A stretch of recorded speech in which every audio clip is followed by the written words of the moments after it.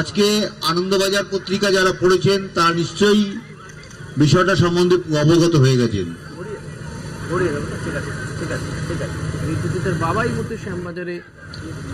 একজন প্রিন্সিপাল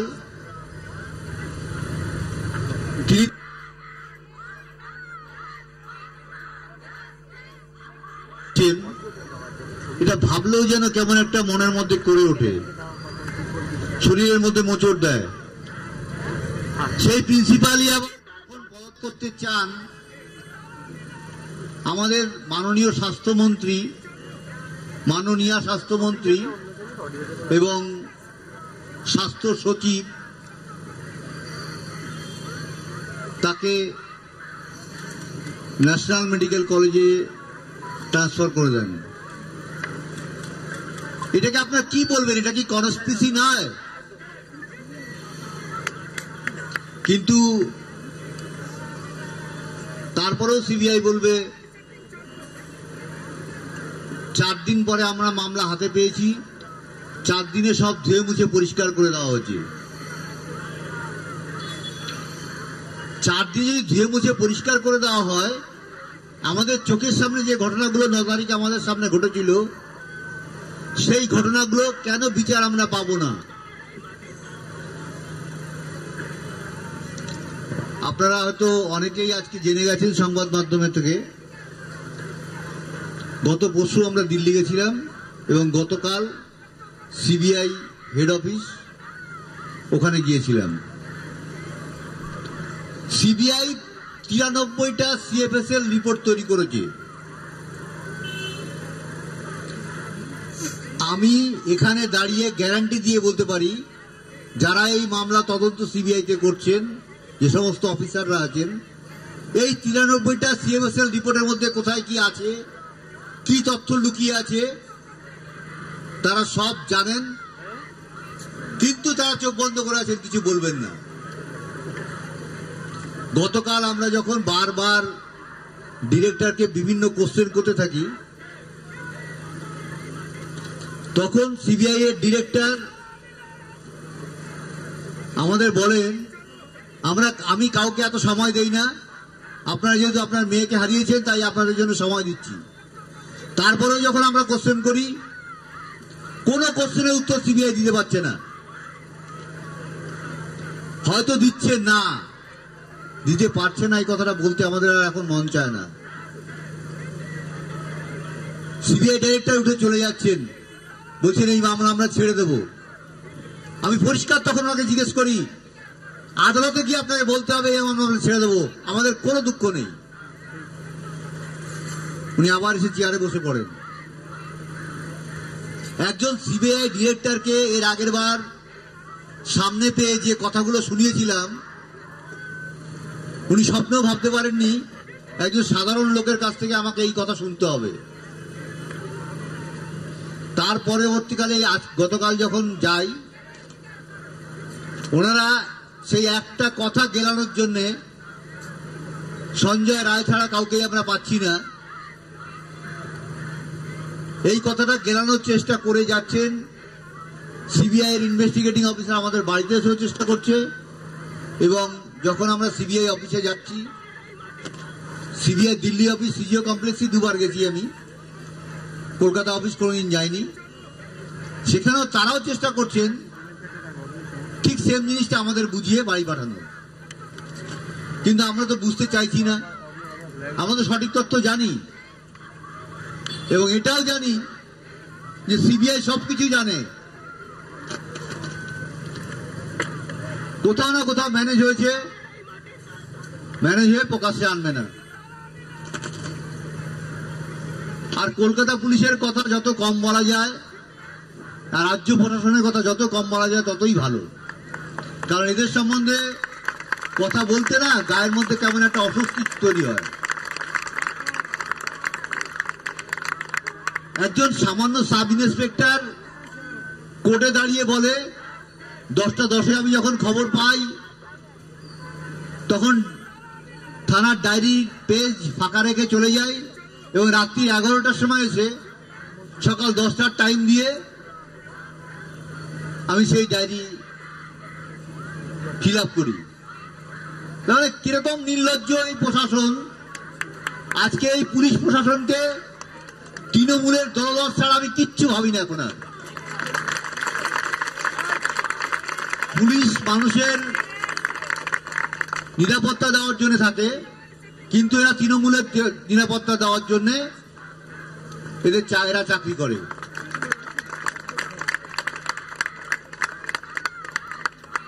সত্যি কথা বলতে এই ঘটনার পরে বিভিন্ন রাজ্যে আমাদের যেতে হচ্ছে বিভিন্ন কারণে।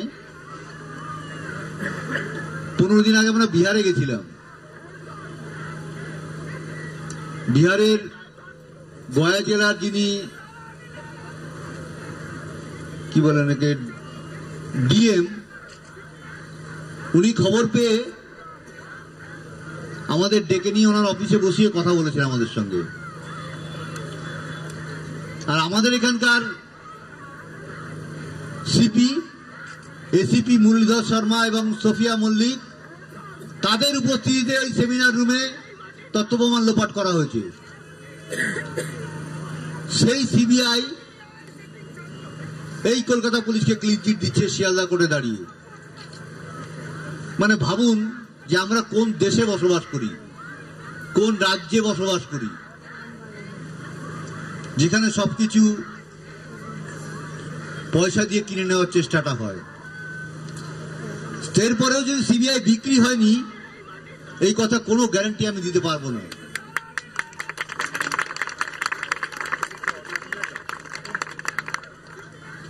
আগামীকাল আমরা নবান্ন অভিযান করছি।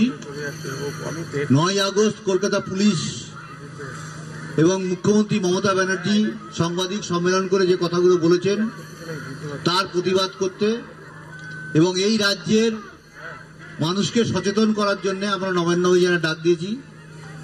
সেখানে সমস্ত দলকে আমরা নিমন্ত্রণ করেছি। সমস্ত দলের অফিসে গেছি এবং সেটাতে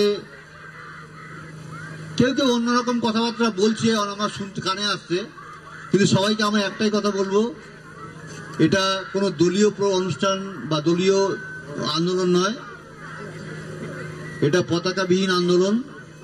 সেখানে যেন সবাই উপস্থিত থাকে এবং আন্দোলনকে এগিয়ে নিয়ে যাওয়ার চেষ্টা করে। এবং এই আন্দোলন আমাদের বহুদিন ধরে করতে হবে। এই পশ্চিমবঙ্গের পরিবেশকে পরিবর্তন করার সময় এসেছে। সবাইকে এই কথাটা বুঝতে হবে এবং বুঝে এই সরকারকে বুঝিয়ে দিতে হবে আন্দোলন করে যে তুমি যা করছো ঠিক করছো না, অন্যায় করছো, অন্যায়ের প্রতিবাদ করার ক্ষমতার অধিকার আমাদের আছে। তুমিও সংবিধান প্রতিজ্ঞা করেছো যে তুমি সাধারণ লোকের উপরে কোনো অত্যাচার চালাবে না, কিন্তু প্রতি মুহূর্তে আমাদের মুখ্যমন্ত্রী সমস্ত সাধারণ লোকের উপর অত্যাচার চালান। সেটা আমরাও বুঝতে পারছি, কিন্তু সত্যি কথা বলতে কি আমাদের উনি এত ভয় পাচ্ছেন, আমাদের উপর আক্রমণ করার সাহস আর ওনারা দেখাচ্ছেন না। প্রথম কয়েকদিন দেখিয়েছিলেন, তারপর উনি দেখেছেন যে এদের উপর আক্রমণ চালালে আমার আরো ক্ষতি হবে, সেই জন্য উনি আমাদের উপর আক্রমণ চালাচ্ছেন না। তবে এই যে এনাদের স্বভাব, এনাদের বিশ্বাস করা যাবে না। এনারা যে কখন যে ঝাঁপিয়ে পড়বেন তার কোনো গ্যারান্টি পাওয়া যাবে না। আজকে খেলা মেলা উৎসব দান এই করে মানুষকে বিপদে চালিত করে, যখনই কোনো একটা আন্দোলন সংগঠিত হচ্ছে তখন সেটাকে অন্যদিকে প্রতিফলিত করার জন্য কোনো না কোনো নিজেদের মধ্যে হয়তো ঝামেলা তৈরি করে দিলেন। নানান রকম ইনি বিজ্ঞানসম্মত উপায়ে সংগ্রহ করে রাজনীতি করেন, সেটা সাধারণ লোকের সবসময় বোধগম্য হয় না। সেই রাজনীতির ফাঁদে পড়ে আজকে পশ্চিমবঙ্গ শিক্ষা, স্বাস্থ্য এবং মানুষের ন্যায় অধিকার সমস্ত হারিয়েছে। 14ই আগস্ট যখন আরজি কর মেডিকেল কলেজে ভাঙচুর হয়েছিল, আজ পর্যন্ত সেই ইমার্জেন্সি বিল্ডিং তৈরি হয়নি। এটা কি সরকারি সম্পত্তি নষ্ট হয়নি? এর জবাব কে দেবে?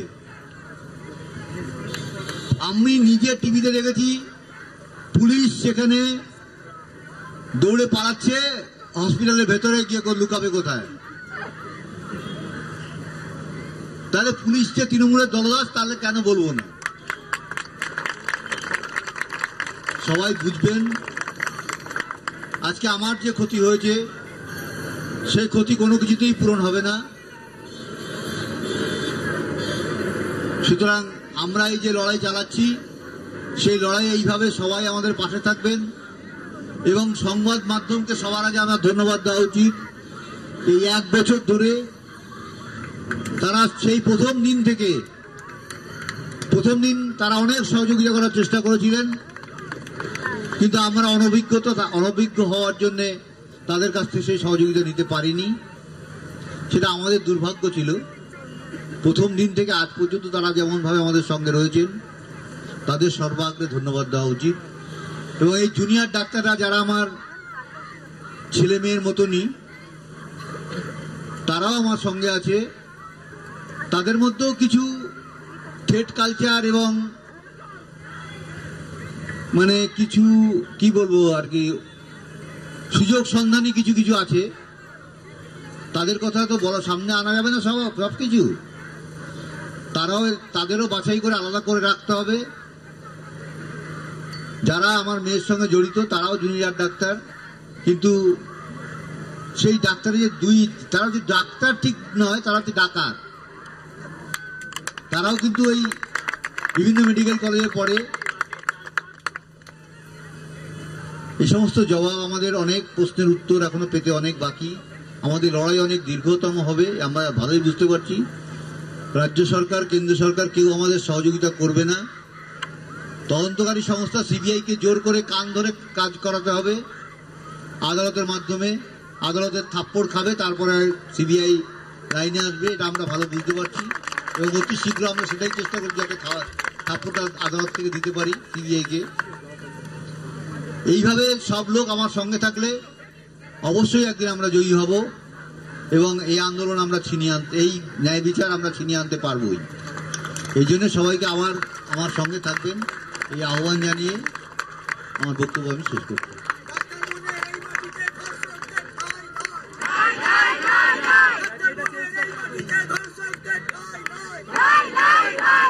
এবার কাকিমার কাছ থেকে 2-4 কথা শুনে নেব।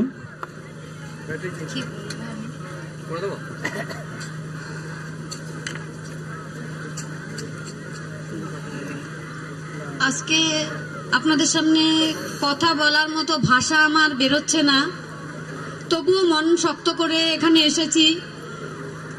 আমার ছেলে মেয়েরা এখানে ডেকেছে তাই এসেছি, না হলে আসতাম না, বাড়িতেই থাকতাম।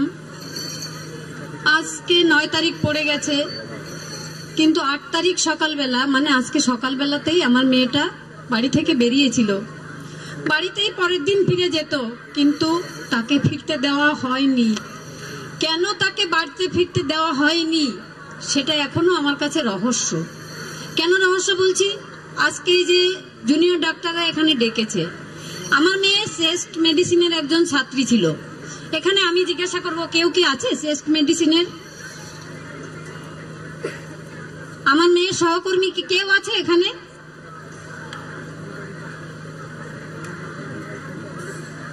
হয়তোবা নেই। কেন নেই তারা?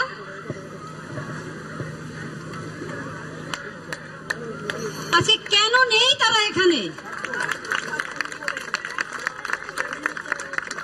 আরজিকর হসপিটালের মধ্যেই আসল অপরাধীরা ঘুরে বেড়াচ্ছে এখনো, এবং শ্রেষ্ঠ মেডিসিনের মধ্যেই সমস্ত রহস্যটা লুকিয়ে আছে। কেন সেদিন যে মেয়েগুলো ছিল তারা তাদের সহপাঠীকে হারিয়েছে, তারা 30 জন মিলিয়ে কেন ডেড বডিটা সেদিন আটকাতে পারলো না? আরজি করে এতগুলো মঠ ছিল, ইচ্ছা মতো আমাদের কেন কেউ সেদিন আমাদের সঙ্গে এসে দেখা করলো না? শ্রেষ্ঠ মেডিসিনের সিনিয়র ডাক্তার থেকে জুনিয়র ডাক্তার কেউ আরজি করে শ্রেষ্ঠ মেডিসিনের আমাদের সঙ্গে দেখা করেনি কেন? সেই রাতে যারা কর্তব্যরত ছিল আমার মেয়ের সঙ্গে 4 জন আরো ডক্টর, তাদের আমি এখন আর ডক্টর বলি না, তাদের নামের সামনে আমি ডক্টর বললে আমার মেয়েকে অসম্মান করা হবে। কেন তারা আমাদের সঙ্গে কোনোদিন কথা বলেনি? কোনোদিন একবারও ফোন করে জানার চেষ্টা করেনি তো যে আমাদের সহকর্মীকে আমরা এভাবে হারিয়েছি, তার বাবা মা কেমন আছে একবার দেখে আসি আমরা। এটাও এক প্রকার দোষী, এটাও এক প্রকার খুনের সঙ্গে জড়িত তারা, আমি মনে করি। তাই আমাদের সামনে তারা দাঁড়াতে সাহস পাচ্ছে না, চোখে চোখ রাখতে পারছে না আমাদের দিকে তাকিয়ে তারা। আজকে আমার মেয়ের যে ভিপি, সে পুরোপুরি আমার মেয়ের এই খুন ধর্ষণের সঙ্গে যুক্ত। আমার মেয়ের যে প্রিন্সিপাল, সে পুরো যুক্ত। এবং যে তার এইচওডি, চেস্ট মেডিসিন ডিপার্টমেন্টের ডক্টর অরুণাভ দত্ত চৌধুরী, আমার মেয়ের থেকে অনেক হেল্প নিতেন। তখন একটু ফাঁকা হলেই আমাকেও ফোন করে, স্যারেরও মা এই ব্যাংকের অ্যাকাউন্ট আছে, স্যার জিজ্ঞেস করছেন এটা কি তুমি জানো? আমার কাছে, ওর বাবার কাছে সবসময় হেল্প করতো স্যারের জন্য। সেদিন শুধু চেস ডিপার্টমেন্টের অরুণাভ দত্ত চৌধুরীর সঙ্গেই আমার দেখা হয়েছিল। সরি, ওনার নামের আগেও আমি আর ডক্টর বলবো না। ওনাকে আমরা জিজ্ঞেস করলাম কি হয়েছে এখানে। উনি বললেন আপনার মেয়ে খুব ভালো ছিল, আমার যে 30 জন স্টুডেন্ট আছে তার মধ্যে ও সব থেকে ভালো এবং সব থেকে ভালো কাজ করতে পারে। আমি বললাম আমি এখানে আমার মেয়ের সার্টিফিকেট চাইতে আসিনি, আমার মেয়ের এখানে কি ঘটনা ঘটেছে সেটা বলুন। উনি একটা কথাও আর বলেননি আমাদের সাথে। কেন বলেননি? কিছুই কি জানতেন না?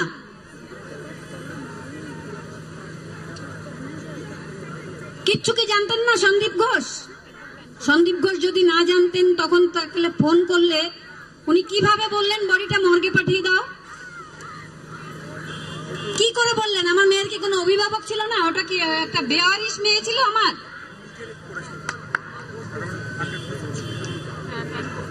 কিভাবে বললেন উনি এই কথাটা? তার তো কোনো তদন্ত না করলো কলকাতা পুলিশ, না করলো সিবিআই। কেন করলো না? একমাত্র সেই চেস্ট মেডিসিনের সবাই একটা পাখি, তোতা পাখিকে যেমন পড়িয়ে দেওয়া হয় ওরকম পড়িয়ে দেওয়া হয়েছে। তোমরা বলবে সঞ্জয় রায় ছাড়া আর কেউ নেই, ওরা শুধু তাই বলছে। একটা মেডিকেল কলেজ অ্যান্ড হসপিটাল যেখানে আমরা বলি ভগবান বাস করে। আমার মেয়েকেও সেরকম সবাই অনেকেই কোভিড পিরিয়ডে দেখেছি।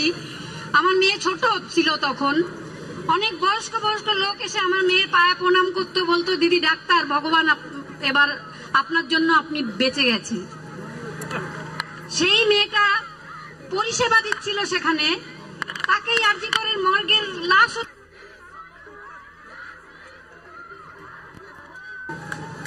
আজকে আমরা খুব সাধারণ ঘরের মেয়ে বলে মেয়েটা আমার অসাধারণ হয়েছিল, তাই কি আমরা মেয়েটাকে আজকে হারিয়ে ফেললাম? কে দেবে আমাকে এই জবাব? কি অপরাধ ছিল আমার মেয়েটার? কি অপরাধ ছিল আমার? কি অপরাধ ছিল ওর বাবার? কি অপরাধ ছিল বলুন তো ওই ছেলেটার? আমার মেয়ের যে বন্ধু, আজকে সে লোকের সামনে বেরোতে পারে না, নিজেকে একটা কি বলবো হসপিটালের মানে কর্তব্য এত তার বেড়ে গেছে, বলে আমি কাকিমা বাড়িতে থাকতে পারি না, আমার পেশেন্ট দেখতেই ভালো লাগে, হসপিটালে ঢুকছি আর হসপিটাল থেকে বেরোচ্ছি আর পেশেন্ট দেখছি, এটাই তার লাইফ রুটিন হয়ে গেছে। কেন বলুন তো? সে এবার সাইকিয়াট্রিতে গোল্ড মেডেল পেয়েছে। গোল্ড মেডেল পেয়ে কান্নায় এত ভেঙে পড়েছে যে সে বাড়িতে থাকতে পারেনি, 3 দিন বাইরে বেরিয়ে গেছিল। আমরা কি পারবো তার দুঃখের অবসান ঘটাতে? কেন ঘটলো এরকম একটা সুরক্ষিত জায়গায়? আরজিকর হসপিটালটা আমার সব থেকে ফেভারিট ছিল। আমি যখনও চান্স পাইনি, আমার মেয়ে 4 বার পিজি পরীক্ষা দিয়েছিল।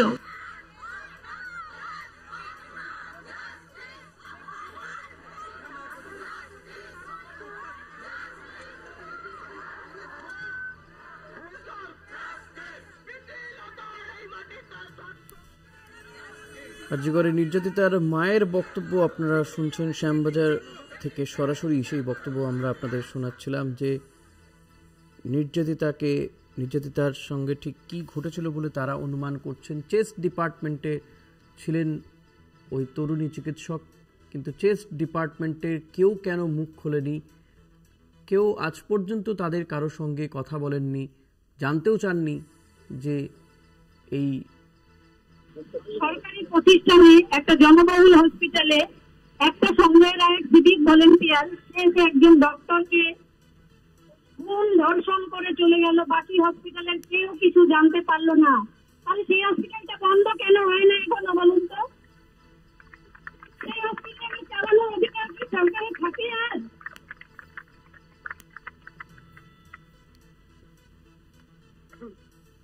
আমি কেন মেয়েকে হারালাম? আমি কি খুব প্রভাবশালী নই বলে আমার মেয়েটাকে আজকে হারিয়ে ফেলতে হলো? যারা প্রভাবশালী তারা টাকা পয়সা দিয়ে বাইরে মেয়েকে পাঠিয়ে দেয়, ছেলেকে পাঠিয়ে দেয়, সুরক্ষিত জায়গায় পাঠিয়ে দেয়। আর আমার মেয়েটা মেধার ভিত্তিতে সরকারি হসপিটালে চান্স পেয়েছিল। সে পড়াশোনায় অনেক ভালো ছিল, অনেক পরিশ্রমী ছিল, তাই তাকে খারাপ মানে পৃথিবীতে বেঁচে থাকতে দেওয়া হলো না। আমি সেই রহস্যটাই জানতে চাই। মেয়েকে আমি হারিয়ে ফেলেছি এই সময়। সেই রাতে ওর চিৎকারের আওয়াজটা আমার কানে পৌঁছেছিল না, কিন্তু প্রতি রাতে সেই চিৎকারটা আমাকে দগ্ধ করে, আমি ঘুমাতে পারি না। আমার সঙ্গে সঙ্গে হয়তো আপনারা অনেকেই ঘুমাতে পারেন না, কিন্তু কেন বাংলায় এই অবস্থাটা হলো? কেন তাকে এই পৃথিবী থেকে চলে যেতে হলো? কারা তাকে আমাদের থেকে ছিনিয়ে নিতে বাধ্য করলো? সে তো বাবা মার কাছেই ফিরে যেতে চেয়েছিল জনসেবা করে। কারা এই করলো সেটা যতদিন এই রহস্য আমি উদ্ঘাটন করতে পারবো ততদিন আমি এই আন্দোলন চালিয়েই যাব। আপনারা সবাই আমার পাশে থাকবেন, যেভাবে এতদিন আজ 1 বছর হয়ে গেছে আপনারা আমার মেয়েকে বলেননি কোনোদিন, হয়তো কোনোদিনই ভুলবেন না, আমরা দেবো না ভুলতে। আমার মেয়েটা টাকা পয়সা চাইতো না, চাইতো শুধু মা আমার নামের পরে যেন অনেক ডিগ্রি থাকুক, আমি যেন অনেক মানুষের পরিষেবা দিতে পারি। আর ওই পরিষেবাটা আমরা দিতে পারবো না, কিন্তু নাম যাতে তার পৃথিবীতে সুরক্ষিত থাকে সেই জিনিসটা আমরা করে যাব। আমার মেয়ে আর ফিরে আসবে না, কিন্তু ওই 9ই আগস্ট কোনো বাবা মার যেন জীবনে না আসে, কোনো মেয়ের যেন এই স্বপ্ন পূরণ করতে গিয়ে স্বপ্নটা হাতের মুঠো থেকে বেরিয়ে গিয়ে পৃথিবীর বাইরে চলে যেতে না হয়, বাবা মার কোলে থাকতে পারে। আমাদের লড়াই সেখানেই। এই দুর্নীতির সমাজ, এই স্বাস্থ্য ব্যবস্থার যে দুর্নীতি 9ই আগস্ট আমরা দেখেছিলাম 2024-এ, সেই দুর্নীতির যে শিকড়, সেই শিকড়টা আমরা উপড়ে ফেলতে চাই। মেয়ে আমাদের আর ঘরে আসবে না। 4 মাস আগে গাড়ি কিনেছিল গত বছর 24শে আগস্টে, 9ই আগস্টে, মাত্র 4 মাস। তার কষ্ট ছিল, মা গাড়িটা নিয়ে শুধু আমি হসপিটালেই যাই আর বাড়িতে আসি, তোমাদের নিয়ে কোথাও ঘুরতেই যেতে পারলাম না। নভেম্বর মাসে আমরা অনেক ঘুরবো মা। তার কোনো স্বপ্নই পূরণ হয়নি, পুরোটাই অধরা। যারা তার স্বপ্ন পূরণ করতে দেয়নি তাদের আমি শান্তিতে থাকতে দেব না। এটা এই মায়ের প্রতিজ্ঞা। প্লিজ আপনাদের পাশে থাকবেন আমার। যতদিন এই পৃথিবীর দুর্নীতি মুক্ত করতে পারবো, যতদিন এই আমার অন্যান্য সমস্ত মেয়েদের সুরক্ষিত না রাখতে পারবো, ততদিন আমি এই ময়দান ছেড়ে যাব না। সে যতই আমাকে রাজনীতির রং লাগাক, যতই আমাকে যাই করুক, আমি কিছুই গা মাখাই না। আমি কোনো রাজনীতি হয়তো কোনোদিন করব না। অনেকেই বলছেন বাবা মা বিচার পেয়ে গেছেন ভোটে দাঁড়ানোর জন্য বা ওনারা অনেক টাকা পয়সার জন্য এইসব প্রলোভনে জড়িয়ে পড়ছেন, কিন্তু আমি যা হারিয়েছি কোনো টাকা পয়সার বিনিময়ে হয়তো ভগবানও সেটা পূর্ণ করতে পারবেন না মানুষকে বন্ধু। আর কোনো রাজনীতিও করবো না, হয়তো কোনোদিন ভোটেও আমি যাব না। এই যে ভুল বোঝানো হচ্ছে আপনাদের সবাইকে, সমস্ত জনসাধারণকে, প্লিজ এটা ভুল বুঝবেন না। আমরা কোনো রাজনৈতিক রং লাগাতে চাই না, কোনো রাজনৈতিক আন্দোলন নয়। কালকে নবান্ন অভিযান, আপনারা সবাই যোগ দেবেন, আমাদের পায়ে পা মেলাবেন, এবং সেখানে আমাদের একটা দাবি থাকবে যে মাননীয় স্বাস্থ্যমন্ত্রী, আপনার অধীনে কর্মরত আমার মেয়ে, আপনি সুরক্ষা দিতে ব্যর্থ, আপনি পুলিশ মন্ত্রী, আপনার পুলিশ সেই তদন্ত করতে ব্যর্থ, আপনার নবান্ন থেকে পদত্যাগ করা উচিত, এটা আমরা বলবো। এবং সেখানে লিফলেট হিসাবেও সমস্ত মানুষকে আমরা এটাই দেব, আমাদের এটাই দাবি থাকবে। কিন্তু আমাদের মাননীয় স্বাস্থ্যমন্ত্রী, মাননীয় মুখ্যমন্ত্রী আমাদের খুব ভয় পেয়েছেন। প্রথম দিনই আমার মেয়ের ডেড বডির সামনেই টাকাটা অফার করা হয়েছিল আমাদের। সেদিন যদি আমরা টাকা নিয়ে সেটেল হয়ে যেতাম তাহলে ওনার কোনো ভয় থাকতো না। আমরা টাকা নিয়ে সেটেল হয়নি, তারপরে অনেক ভয় আমাদের দেখানো হয়েছে, আমরা কোনো ভয়কে ভয় বলে মনে করিনি। কারণ আমার মেয়েকে আমরা ভুলিনি, আমার মেয়ে অন্যায়ের কাছে মাথা নত করেনি, অন্যায়কে অন্যায়, সত্যকে সত্য, মিথ্যেকে মিথ্যে বলতে শিখিয়ে দিয়ে গেছে। এবং দেখেন ঈশ্বরের কৃপায় কালকে যে রাখি বন্ধন উৎসব সকালবেলা পালিত হবে, আমরা সবাই আরো বেঁধে বেঁধে থাকার যে পরিকল্পনা আমরা করব, যেই রাখি পূর্ণিমায় দেখিয়ে দেব যে আমরা সবাই মিলে এই দুর্নীতি মুক্ত একটা পশ্চিমবঙ্গ আমরা গঠন করব। এটাই আমার দাবি।